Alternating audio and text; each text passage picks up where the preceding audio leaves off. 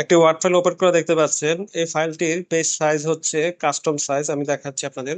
এখানে কোনো ফাইলের পেজ সাইজ সিলেক্ট করা নেই দেখতে পাচ্ছেন। আমি মোর পেপার সাইজে গেলাম, যাওয়ার পরে এখানে দেখুন কাস্টম সাইজ আছে।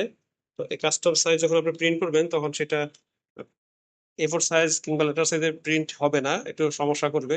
এরকম সমস্যা আমি দেখাচ্ছি। এই দেখুন পেজের অংশ কেটে গেছে। আমি A4 সাইজে প্রিন্ট দিয়েছি, কিন্তু এখানে অনেকটা রয়ে গেছে এবং এপাশে কেটে গেছে। তো এই ধরনের সমস্যা হয়ে হয়ে থাকে। তো এটা আপনি কিভাবে A4 এ খুব সহজে প্রিন্ট করতে পারেন।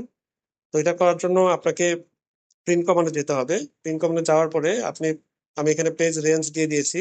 এরপর আমাদেরকে যেতে হবে একদম নিচে, যে পেজ সেটআপের উপরে, পেজ সেটআপের উপরে ওয়ান পেজ পার শিট দেখতে পাচ্ছেন। এই ওয়ান পেজ পার শিটে ক্লিক করব। করার পরে এখানে এখানে ওয়ান পেজ পার শিট থাকবে, আর নিচের দিকে দেখবেন এখানে scale to fit paper size আছে।